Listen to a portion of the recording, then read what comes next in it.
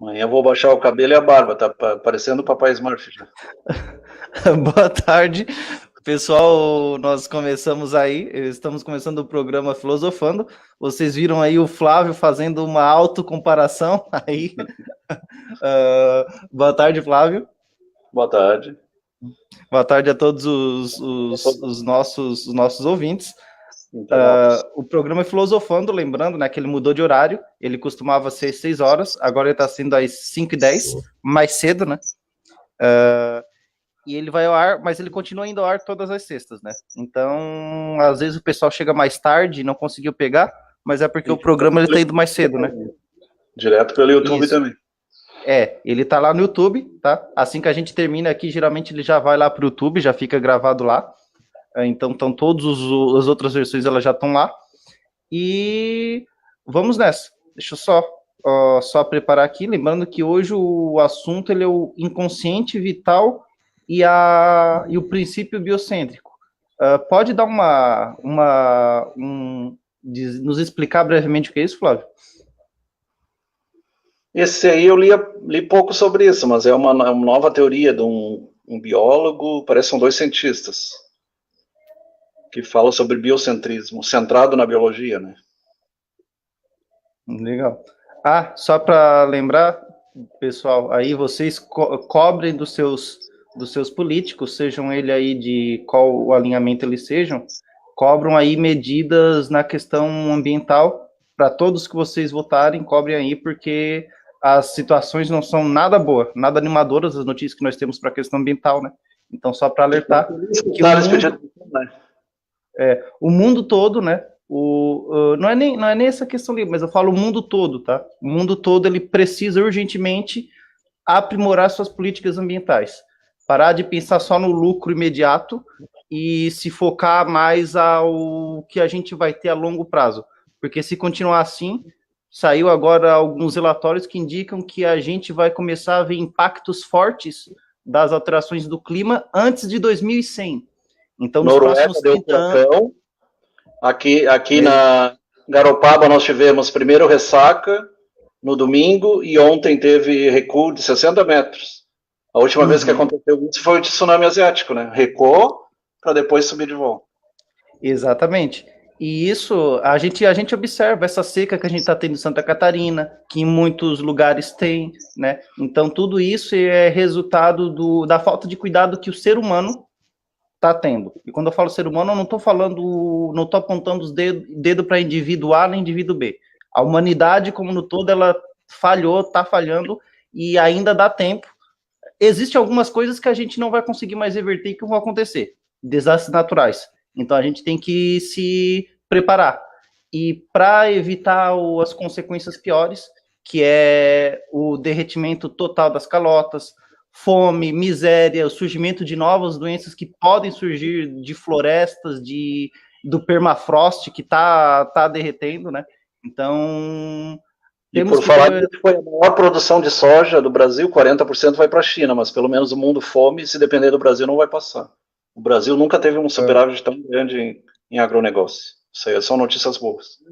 Sim, só que eu falo no sentido de que não é no sentido de produção que eu estou falando, e sim no sentido de que as alterações de clima, elas vão inclusive começar a destruir as próprias produções.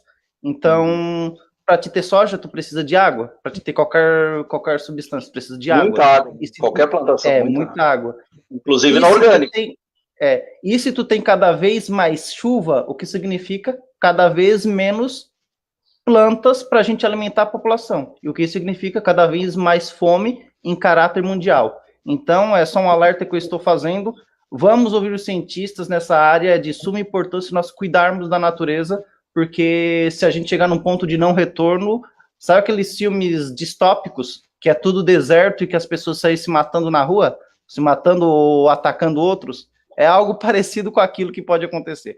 Então, tu viu que o pai está fazendo a partir das fezes do porco? O tio do pai já fazia isso há quase 100 anos, 80 anos atrás, por biodigestor, com a própria fezes do gado, do porco, produzindo energia elétrica.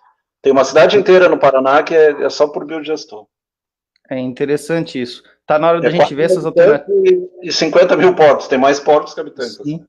E está na hora da gente ver essa e outras formas de cuidar da questão ambiental, porque... solar, vento, Dia das por exemplo, nos últimos 2 anos, a gente teve quantos ciclones aqui em Santa Catarina? Eu lembro, quando eu era mais novo, eu só tinha visto um, que foi o ciclone Catarina. Mas de uns tempos para cá começou a aparecer com mais frequência. Deu Xanxerê também deu. Isso. E até eu se lembra aquela notícia até pouco tempo atrás que teve um terremoto que chegou em parte do Brasil? Então, a gente tem que ter cuidado, a gente tem que tomar mais cuidado e dar um olhar, colocar o meio ambiente como prioridade junto com saúde, com educação, com segurança pública, com tudo, né? Esse do Paulo, acho que foi aquele vulcão do Chile, eu acho, que repercutiu aqui. Sim, aquele lá também. Não, mas eu vi uma notícia de um tempo atrás que teve um terremoto que pegou parte do Brasil, mas não lembro qual região. Mas aconteceu, eu lembro que até saiu em notícia. Minas Gerais. Não sei se foi um terremoto, foi um tremor.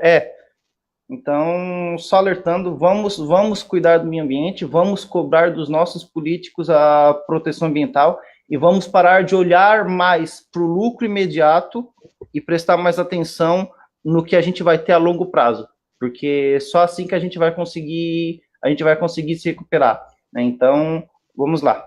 Mas, enfim, quem está chegando agora, foi só um alerta que eu fiz agora no início, né? Quem está chegando agora, hoje está começando o programa Filosofando, e o assunto aqui é o inconsciente vital, que é o tema de hoje.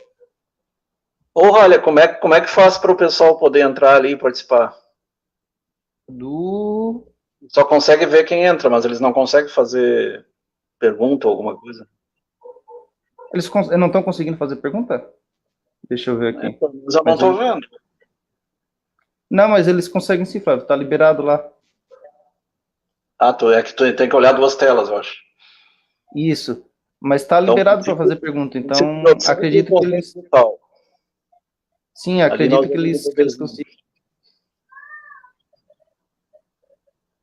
Lembrando que o autor é Rubens Mário Mazzini Rodrigues. Sempre bom ressaltar, dar os créditos, né, pro pessoal. Todo o material do SlideShare, né, que a gente busca. Isso. Então, inconsciente vital e a teoria da evolução. Ali temos o Charles Darwin e o Jean-Baptiste Lamarck. O Lamarck agora está sendo revisitado de novo, né, o neo-lamarckismo. Porque ele dizia, por exemplo, que o Cap esticava o pescoço para pegar as folhas mais altas e virava girafa. Era uma coisa meio... Eu vi essas teorias. É o que tinha na época, né? Na época ele surgia muito disso. 1700, 1800. Mas um detalhe interessante... Acontece mais ou menos... Um detalhe interessante sobre essa questão de biologia, uma outra figura que eu cito é o Carlos Linneu, né? Bastante importante. Ele não atuou na área de... O Carlos Linneu, né? O Carlos Linneu, ele não atuou na área de evolução, como Darwin, mas ele fez bastante contribuição para a classificação dos seres vivos. E o detalhe, o Carlos Linneu, ele era médico, né? Ele fez doutorado na Holanda, e a tese de doutorado do Linneu, foi sobre a malária. Ele não conseguiu descobrir qual foi o agente que causou a malária, mas ele conseguiu prever que a Artemisia annua, ela seria utilizada em medicamentos antimaláricos, né? Dito e feito. Ela é uma substância que é utilizada. Então, já lá em 1700 e pouco, o cara ele conseguiu prever uma planta que seria utilizada para o tratamento da malária. E na época, lembrando que esse pessoal era gênio, né? O Linneu, ele se formou em médico, mas ele era botânico, né? Então ele juntou tudo ali. Ele fez doutorado em medicina e, como ele era botânico, ele conseguiu prever que uma planta seria utilizada para tratamento da malária, né? Eu tava estudando a biografia dele, eu achei fantástico o trabalho que ele fez, né? Inclusive, ele foi amigo do pai da ictiologia, foi amigo do Linneu. Eu estudo dos peixes. Isso. O pai da ictiologia, que é considerado o Pedro Artieri, ele foi amigo do Carlos Linneu, e ele já usou a classificação do Linneu lá nos peixes dele, né? Então, é uma curiosidade bem interessante, né? Chamar atenção para essas figuras.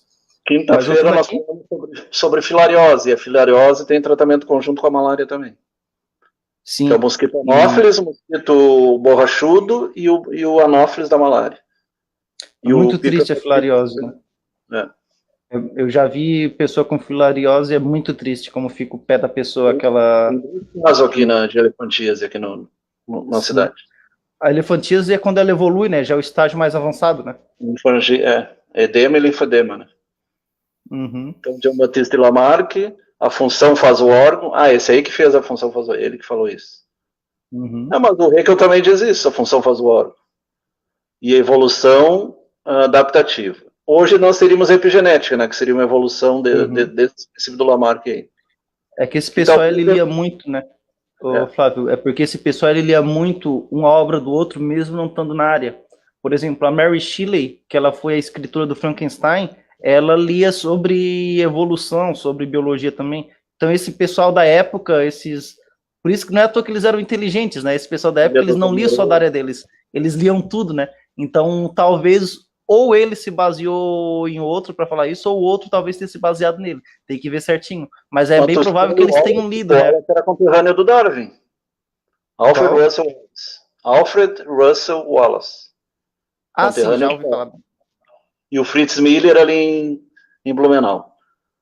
Sir Charles Darwin aí, o pai dele já era biólogo, né, se não me engano. A seleção natural e as mutações ao acaso. Ele dizia que era ao acaso, né? Depois, mais para o final da vida, ele começou a pensar a questão de Deus, a questão da espiritualidade. Uhum.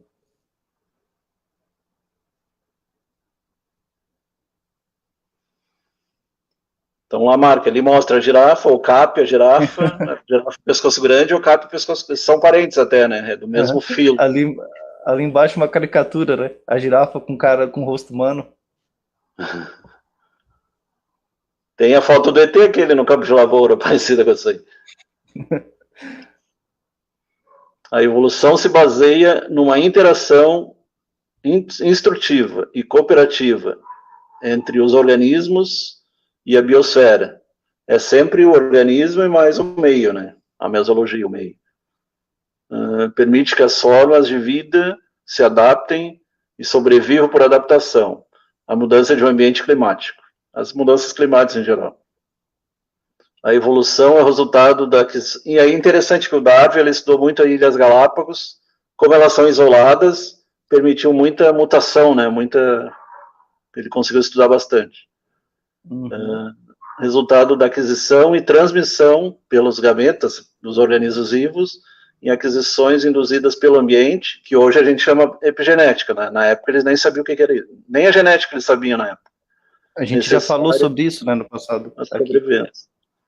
Começou com aquele padre lá, né, a genética, padre Mendel. O Mendel.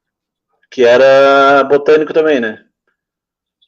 Lamarck compôs que havia uma espécie de intenção no processo evolutivo. Interessante se intenção tem a ver com o princípio da teleologia e o desígnio inteligente, né? Que eles traduzem design inteligente, mas é desígnio inteligente. Uhum. Não é desenho inteligente, é desígnio inteligente.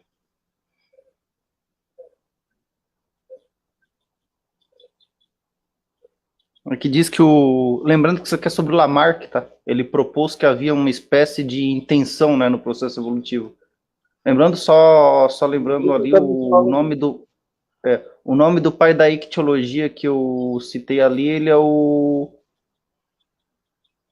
Peter Artedi, né, que foi amigo do Carlinhos, né? Carlinhos é como eles conhecem ele lá no exterior. Mas aqui para nós a gente conhece por Carlos Linneu, né? A função faz o órgão, também o Haeckel fala nisso também. Teve outras figuras também que entraram aí. A evolução criativa de Eric Bergson.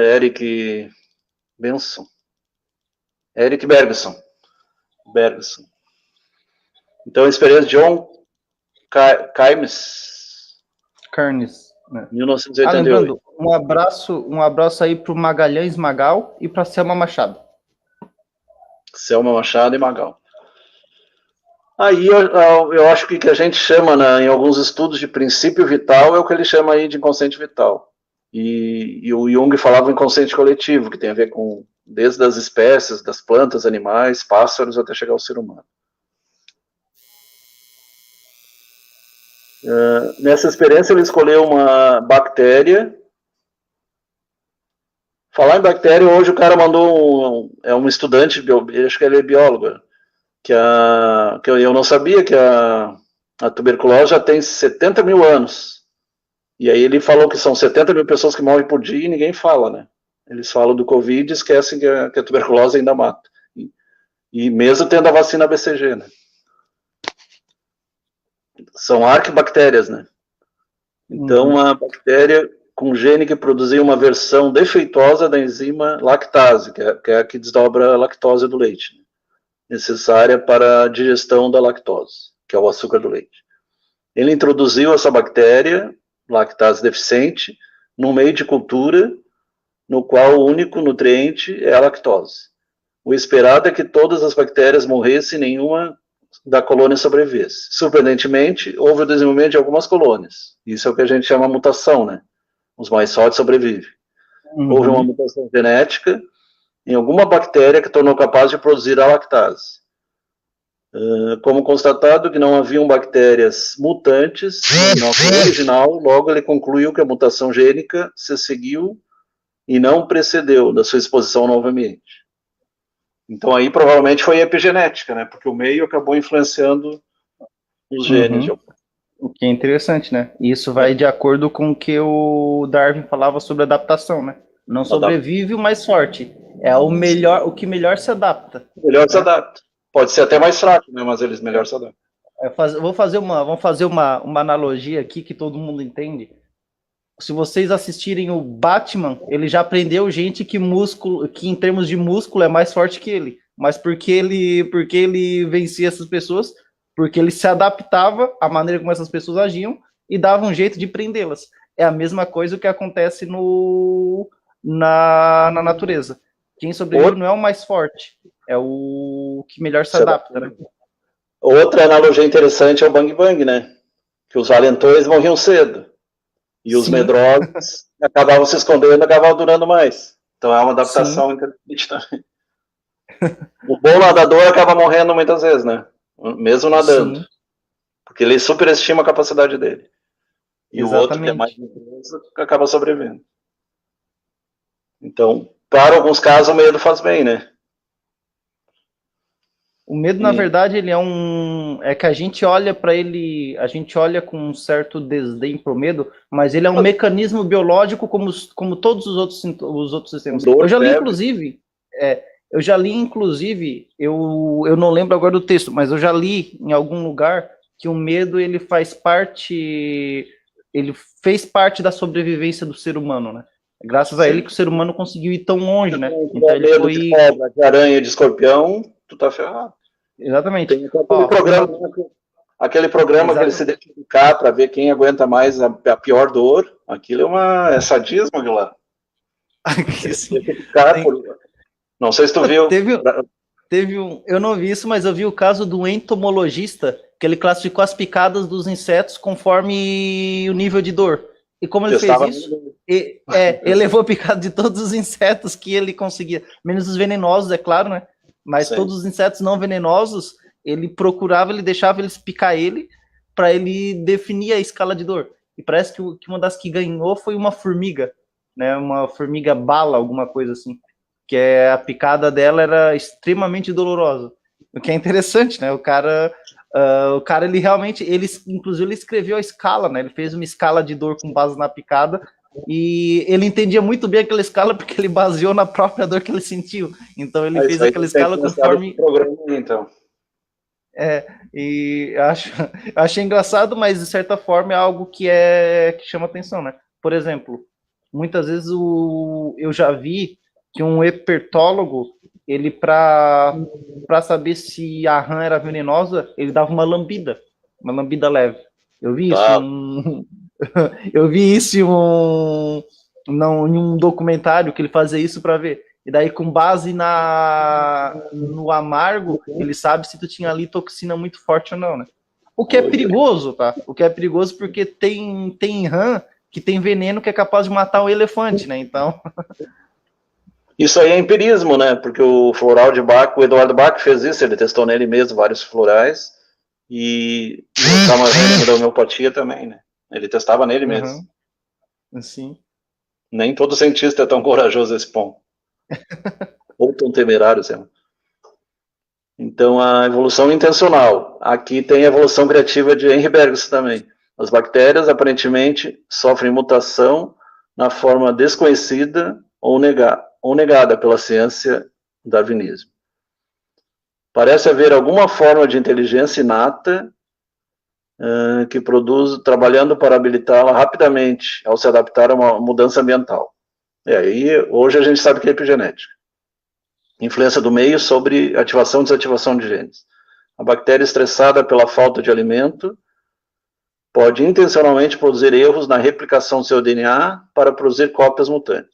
E parece que em alguns casos ainda consegue passar para os filhos, né? Uma coisa está em discussão ainda, para a prole, no caso, para os descendentes. Através desse processo, o organismo tenta gerar variantes genéticas na tentativa de criar um gene mais funcional. No caso do coronavírus, essas variantes aí, né? P1, P5, permite superar o estressor ambiental. Porque é o princípio de vida e morte, né? Thanatos e Eros. Então, todo ser quer sobreviver, não quer morrer. A célula acelera a sua taxa de mutação de modo a favorecer a sobrevivência. Aliás, tu viu aqueles vírus que são do tamanho de bactérias? Até os vírus já estão progredindo.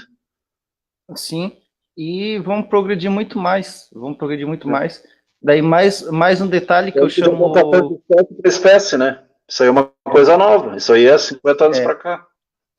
Eu acho que a gente está no momento que está na hora, a gente não pode mais renegar nenhuma doença, como tem sido feito até agora.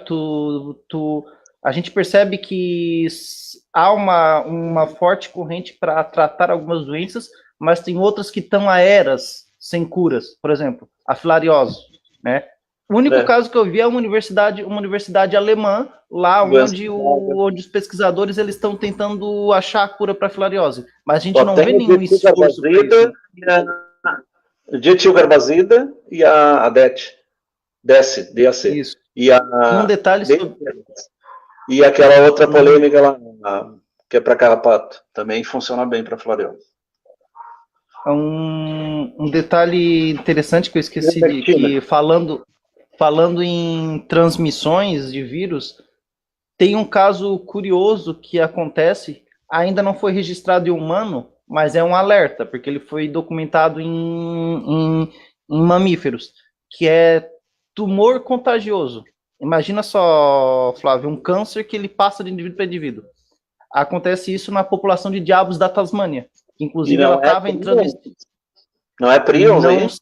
Não se sabe ao certo o que é. O que se sabe é o seguinte, ele é passado de indivíduo para indivíduo por meio da mordida. Então, o diabo da Tasmânia, que ele está infectado com esse tumor, se ele morde, esse tumor ele afeta o cérebro.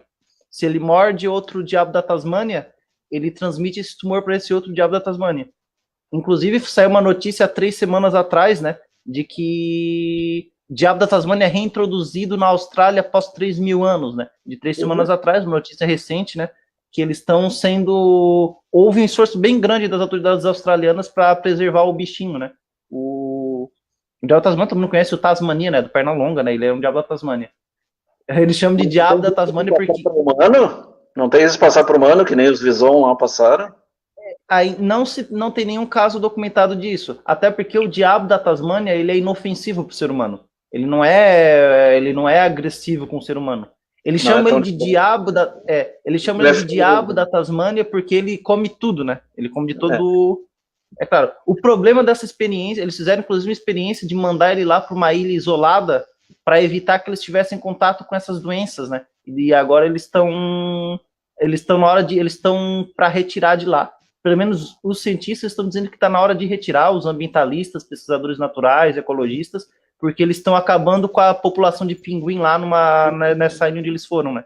Eles Falar nisso, não sei se você viu. Essa semana passada passou super lulas gigantes lá na Austrália, Nova Zelândia.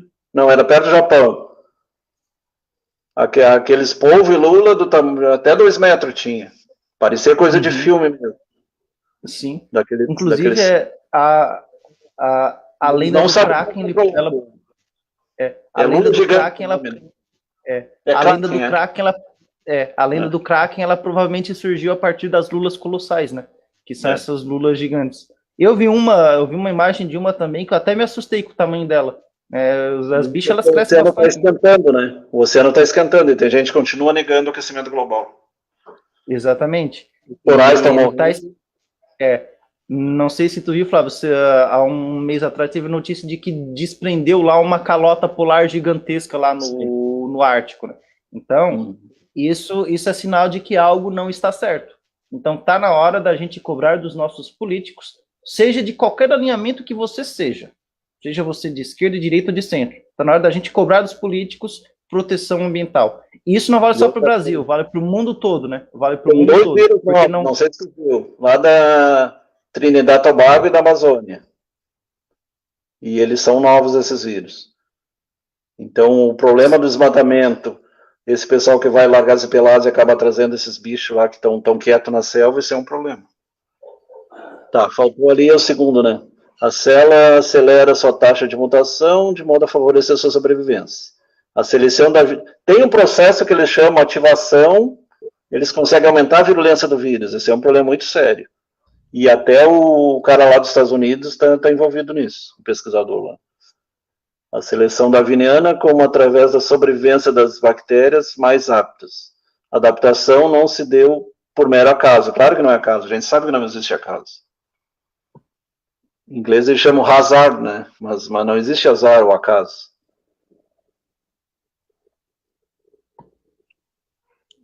Sim. Nem toda mutação é boa também. Tem mutações deletérias também. Exatamente.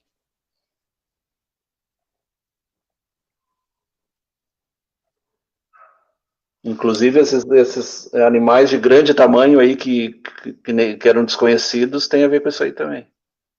Tá aparecendo animais enormes, insetos enormes.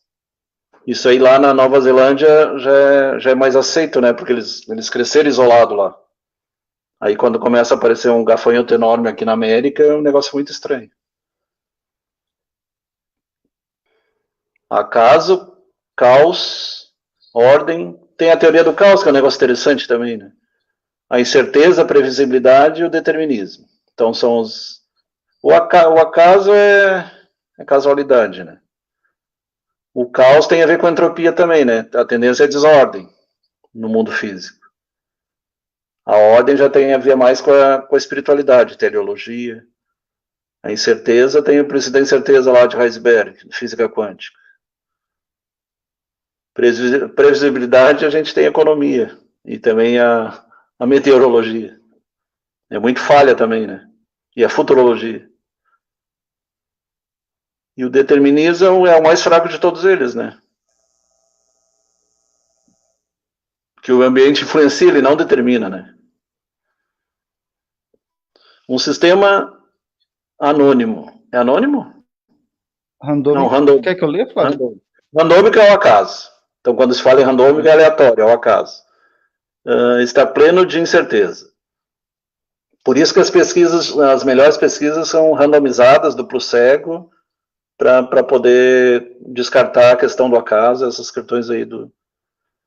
Logo, não pode sustentar-se até a questão do placebo e nocebo, né? O que faz bem e o que faz mal. E o efeito de sugestão também. Pois lhe falta a organização necessária para promover uma fisiologia regular e integral. A gente fala hoje em dia em alostase, né? Não só homeostase, mas também alostase. Quando um sobe, outro desce, o princípio do equilíbrio também. Nem sempre é a média, algumas vezes é os extremos. No outro extremo, a vida não pode surgir de um sistema rígido. A gente sabe que nada pode surgir do nada, né? Não existe o nada. A gente já falou sobre isso lá na abiogênese lá. porque ele não oferece o dinamismo necessário para organismos evoluem. O vivo gera vivo, né? O morto não gera morto. O morto não gera vivo, no caso. Sistemas que empregam a física newtoniana cartesiana, representam ordem e determinismo. Isso era até 1500, né? Depois, a partir dos pesquisadores luministas, começou a mudar. Principalmente pelo Sir, o Francis Bacon, para cá. Sistemas baseados na física quântica introduz a questão da incerteza e da equação da incerteza, Heisenberg e outros. O destino de um sistema vivo é simultaneamente influenciado por uma combinação de traços de determinismo e incerteza. Geralmente lá no início tem mais determinismo, e com a evolução vai haver mais a questão da opção, do que a gente chama de livre-arbítrio, livre escolha. Os conceitos do inconsciente vital, que já entram no inconsciente vital propriamente dito, foi proposto por Rolando Toro? Isso. Rolando Toro, para se referir ao psiquismo celular. Acho que é isso que tu quis dizer lá com a memória genética e passar de uma geração para outra, né? Memória química, memória celular. Existe uma forma de psiquismo dos órgãos. Isso aí é interessante, porque tem pesquisas que eles misturam várias células diferentes e elas tendem a se organizar. A célula do fígado vai formar um fígado, o coração vai formar um coração. É o princípio do Sheldrake lá das formas... Não, como é que chama? Ressonância mórfica. Então, o psiquismo dos órgãos, tecidos e células, que obedecem a um sentido global e autoconservação. O inconsciente vital dá origem a fenômenos da solidariedade celular, modificação de tecidos, detém a defesa imunológica. Então, as células são inteligentes, né, se fosse no bem popular mesmo.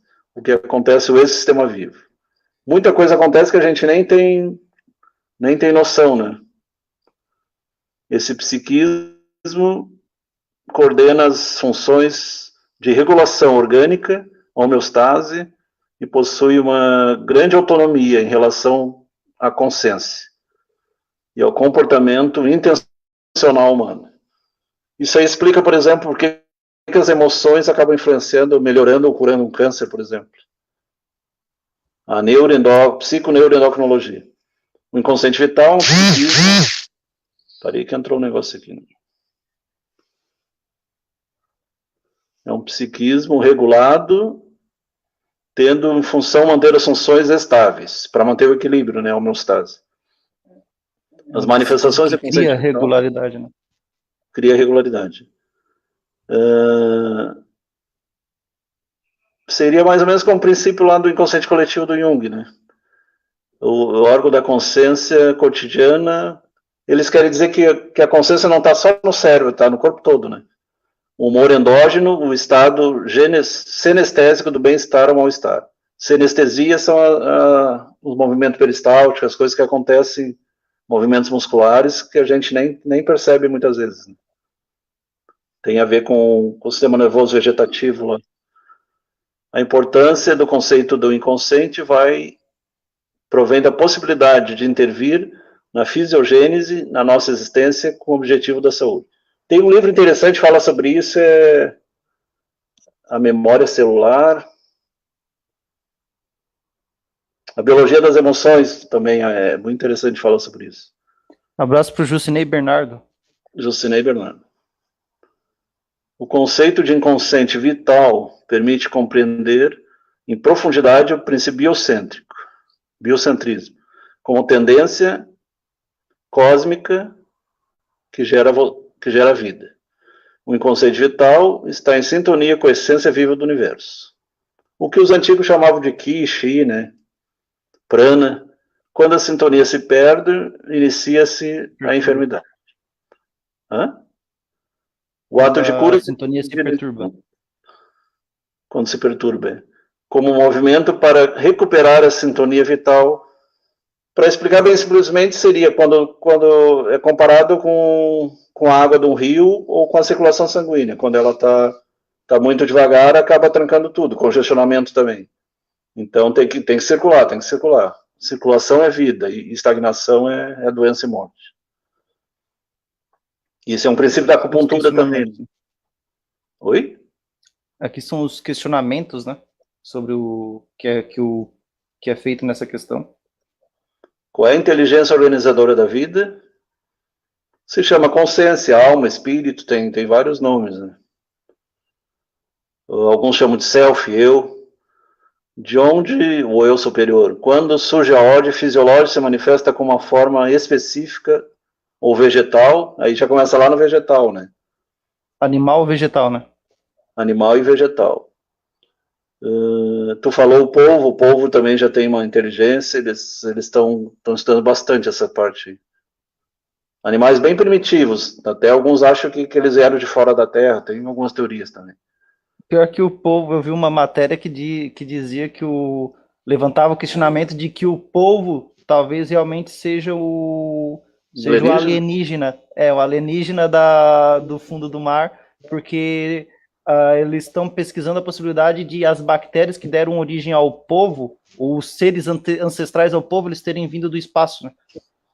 Através dos meteoritos, panspermia cósmica. Isso, de certa forma faria ele sim um alienígena. Parecer, ele parece. Mas como é que eles atravessam quando entra na atmosfera pega fogo ali? Tanto que as maiores pedras é 2 metros, 3 metros. Em forma de cisto, será? Ficam em forma latente?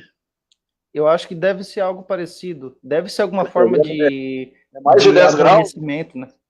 Alguma forma de adormecimento, de torpor deles, que eles liberam alguma coisa. Isso até hoje ainda não se descobriu de que forma, né? Isso aconteceu, só o que... Mas tem a teoria de que realmente a nossa... Aquelas bactérias que existem na cratera dos vulcões, em ambiente super frio, ou super gelado, ou super quente, extremófitos, né? Sim, provavelmente foram dessas, né? Uma dessas se veio de fora, então são seres que eles estão adaptados a isso, né? E é interessante. O polvo, para quem não sabe, o polvo ele tem um cérebro para cada tentáculo e um cérebro central. Por isso que ele é chamado de o gênio, né? O gênio dos oceanos. E o polvo é um animal extremamente inteligente, tá? Ele é um animal que chega a espantar a inteligência para um animal, para uma criatura que é tida como primitiva, né? Mas tem a explicação evolutiva para isso, tá? E aquela teoria que o ouro teria vindo do espaço, tu também já viu? Até tem um planeta todo feito de ouro. Ele, através dos meteoros, e aí ele foi se depositando. Não sei se tem fundamento na teoria. Eu não sei se o ouro na Terra, é uma parte que eu... Por isso que ele é raro. Mas de qualquer forma, o que eu sei é o seguinte, que o ouro, mesmo que ele não tenha vindo de outros lugares, se ele desenvolveu-se aqui, a partir da formação do universo, ele pode muito bem ter sido desenvolvido em outros lugares mesmo. Então, os elementos químicos, eles não são só aqui da Terra, né? Eles são gerais, né? Tudo, Tem vida por tudo, na verdade. Já teve planetas que tem lá elementos que para nós são raros, mas que lá eles têm abundância, né? Então, E tem umas teorias, né, que eles estão vendo a possibilidade da exploração espacial. Ou seja, tu ir até um corpo celeste, tu extrair algum elemento valioso e trazer para a Terra, né? É uma coisa asteroides, eles querem explorar já. Exatamente. Ainda, é claro, precisa de uma tecnologia muito, muito robusta para isso, mas já se está se falando nisso, né? O que acabaria muito o que seria interessante, porque acabaria muito com aquela questão de tu depender muito de só os recursos da Terra, né? Seria bom que daí tu evitaria a exploração do planeta. Tu tem como tu explorar esses metais já estão pensando na Lua e Marte já. Já tem viagem programada para a Lua para fazer isso. Tu explorar metais de outros lugares. Se a gente tivesse uma tecnologia hoje robusta que permitisse a gente explorar metal de meteoritos, de corpos celestes, com certeza a gente estaria contribuindo para a redução da destruição do nosso planeta. Né? Porque provavelmente eles vão mandar robôs, não vão mandar seres humanos. Sim, vai ser com robô, não vai ser com ser humano. Eles vão mandar... Exatamente. Abraço pro Rafael Monsoni, dando boa tarde pra gente. Tá, onde é que paramos ali? Inteligência organizadora vital. O programa genético transmite-se através de milhares de anos e transforma-se, aperfeiçoa-se ou desaparece. O sistema vivo possui uma ordem orgânica perfeitamente programada. É tudo tão perfeito que parece que tem alguma coisa por trás mesmo, né? Para aqueles que negam Deus ou negam uma divindade, eu não sei qual é a explicação que eles vão dar. Não pode ser uma coisa autossustentável e inteligente ter uma origem não inteligente, né? Que nem a gente falou, a vida gera vida. Tá entrando um negócio aqui direto. Não com uma máquina computacional, mas com... e é uma falha de algumas pesquisas que eles querem fazer tudo via computação, não é por aí a coisa. Mas como um holograma... Na verdade, a melhor teoria é holográfica, né? Um holograma... Oi? Tu já leu o Neuromancer, né? Já. Aquele cenário cyberpunk ali, ele não é apenas uma abordagem do futuro distópico. Acredito que realmente a gente vai chegar a um ponto que aquilo vai acontecer, principalmente quando se esgotarem os recursos naturais da Terra. A Suécia está bem perto disso aí. A Suécia já tem gente implantando chip na mão. Holograma vivo com mudanças da totalidade. O inconsciente vital gera as afinidades, os instintos, a vivência, os estados de humor, as sensações corporais, e tudo isso é química, né? Tudo aquilo que surge sem a participação do pensamento. Na verdade, o pensamento vai junto, né? Ele está falando aí o que é anterior ao pensamento. O próprio pensamento, ele é química também, né? O próprio pensamento também. No princípio, será difícil para a psicoterapeuta compreender que vai de acesso ao inconsciente vital. Não aqueles das imagens mentais, pensamentos associados, aí está falando da psicanálise, né? Lembranças ou indução de processos transcendenciais. A única via de acesso do inconsciente vital é a vivência. A via régia para induzir vivências capazes de mudar o humor endógeno é biodança. Esses aí eles falam na biodança. A biodança tem a ver também com os derviches, com o terror da perda, a importância, o sofrimento... A impotência, o sofrimento sem consolo possível, repercute-se no inconsciente vital. A saúde do inconsciente vital manifesta-se, ali tem amarelo. Tá, no desejo de viver. Desejo de viver, que o Freud chamou Eros, né? O princípio de vida. As pessoas vivem porque querem viver. As vivem mais. Porque as pessoas vivem mais porque querem viver. Mas querer viver não provém da vontade. Acho que aqui está meio apagado, né, Flávio? Eu vou ler para ti. Aqui diz o seguinte, ó. As pessoas vivem mais porque querem viver. Mas em querer viver não provém da vontade consciente, mas sim do desejo das células. É o que ele afirma. As células querem sobreviver, né? Isso. Porque, na verdade, nós somos um superorganismo, né? Se tu vai analisar. São trilhões de células e todas têm a sua inteligência própria. Que é o que fala ali, a inteligência das células. O humor endógeno, inconsciente vital, a motivação para viver, a expressão dos potenciais, prazer sexual transcendental, a experiência suprema de fusão com o cosmos, a consciência cósmica, a saúde, o prazer senestésico, e embaixo... Humor feliz. E o humor feliz. Deixa eu só diminuir um pouco. Aqui, humor feliz. Humor feliz. Aí volta um pouco lá a teoria dos humores, né? Substâncias enteógenas e inconsciente vital. Aí tem a ver com aquela nossa aula da semana passada. Exatamente. A mescalina. Por sinal, teve uma no History Channel sobre a ayahuasca. Teve semana passada. Uma mulher que, teoricamente, ela curou o câncer através da ayahuasca. Aí tem o efeito placebo também, né? Uhum. Se tu confiar numa substância, num médico, num terapeuta, tu pode se curar, né? A questão da confiança também, da fé. Uhum. E a própria fé já é estudada cientificamente, já. Tem vários estudos bem interessantes. Uhum. É o que diz aqui, né? Que certas substâncias químicas, como a LSD, a psilocibina, a mescalina, o êxtase, eles têm o efeito de ativar a camada profunda onde se organiza a vida, comunicando ao ser humano uma espécie de consciência adicional cósmica que se revela a si mesmo. Daí eu acho que isso surge aquele lance da viagem, né? Que é associado, né? A pessoa usa... ibogaína aí também. Estão usando para tratamento de depressão já. Isso. Ali, parte da crescimento. É por isso, pelo que eu entendi, é por isso que a pessoa que ela consome essas drogas, elas têm alucinações, têm viagens. O pessoal fala brincando que elas começam a ver unicórnios coloridos, né? É porque... Ó, geradores do Deus interior, ó, enteógenos. Uhum. Interessante. Isso aqui é o caminho do xamã, tá? Já leu esse livro, Flávio? Não, mas deve ser interessante. Deve ser interessante. Tu ia gostar, tu ia gostar também. Eu tenho interesse também, é legal. A gente vê ali um diabrete ali. Um diabrete, um crocodilo, um velhinho segurando a... Anota aí, depois dá uma procurada na internet. Beleza, vou fazer isso. Elas foram a base originária das grandes culturas, a revelação do divino ao homem, né? Essas substâncias, né? As enteógenas. Se acredita que o Soma, que eles escreveram o Soma, os Vedas são prefeitos do Soma. O Soma seria a maçã do Éden, não seria maçã. Aí eles começaram a ver céu, inferno e conhecer o bem e o mal. Tem sentido, né? Tu pode ter visão do céu e visão infernal também. Talvez estejamos começando a reconhecer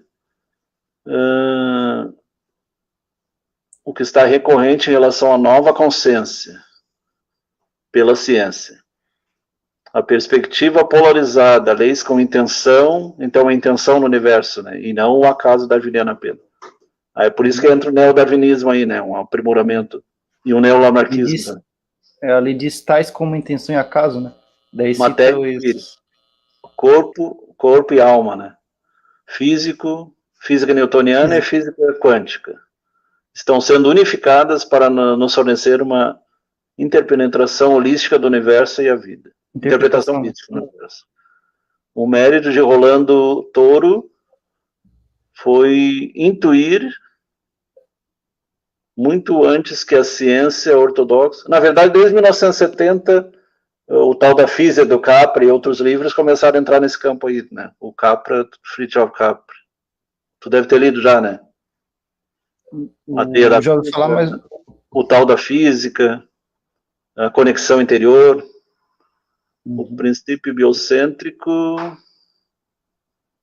é justamente o fator que intervém em promover a partir das possibilidades contidas no caos. No caos.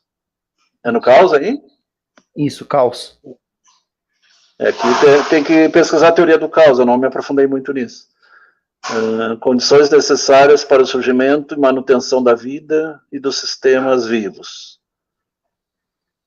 A função do inconsciente vital é garantir a manifestação, porque tem alguns que dizem que no início era o caos, até ele chama o pleroma, né, nos evangelhos apócrifos, e a partir do caos, com a criação do Big Bang, lá da grande explosão do Faça-se a Luz, aí começa a surgir a vida e o universo como um todo.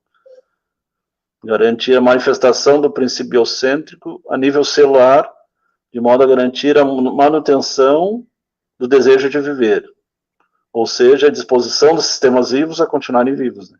Organismos a continuarem integrados a saudáveis, fisiologicamente e viáveis, inclusive capazes de evoluir e procriar, né, se duplicarem em direção a formas cada vez mais complexas de vida. Aí aquelas as formas da Prigogine, né?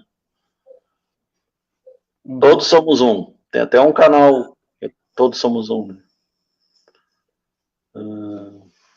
A força que nos conduz é a mesma que acende o sol, que anima as naves, as marés, os mares, e faz florescer as cerejeiras.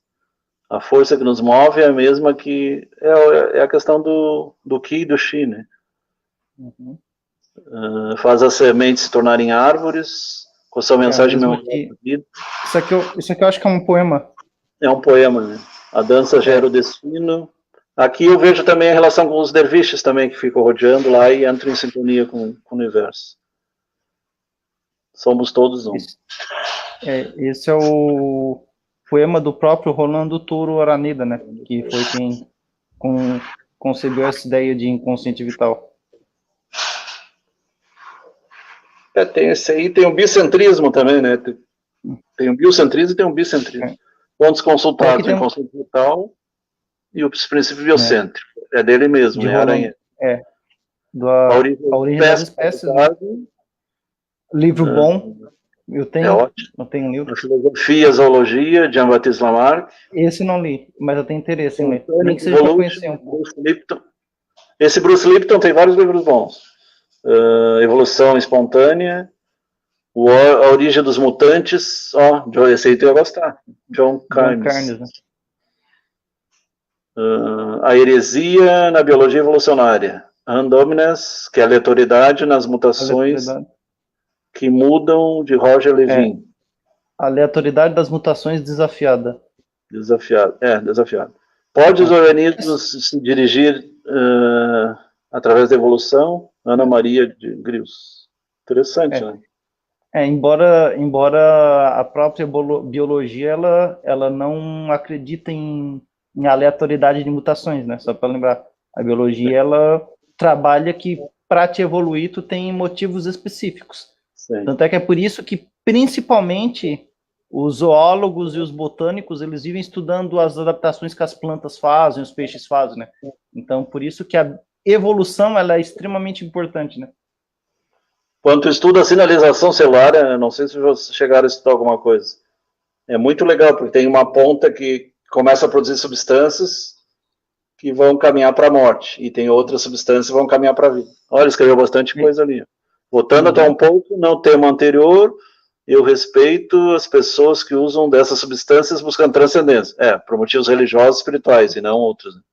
Principalmente tratando de rituais culturais, como os xamãs. A questão aqui é o uso deliberado, principalmente pessoas desequilibradas. Esse é um problema mesmo. Emocionalmente, muitas vezes não preparados para entrar em contato com determinado nível de consciência. Por esse motivo, acredito que a melhor forma de acessarmos esse nível de consciência é através da cura das sombras do inconsciente, verdade. Lembrando que a sombra é um conceito junguiano para nossos defeitos. É o id do ego e a sombra do Jung. É todos os nossos defeitos, toda a nossa parte infernal mesmo, nossos diabos interiores. Isso. Um agradecimento lá pelo Rafael, pelo comentário. Até porque, inclusive, é interessante que agora que eu descobri essa função de colocar o comentário aqui na frente, eu só cliquei para expandir o comentário e ele aparece ali na frente, né? Isso é importante.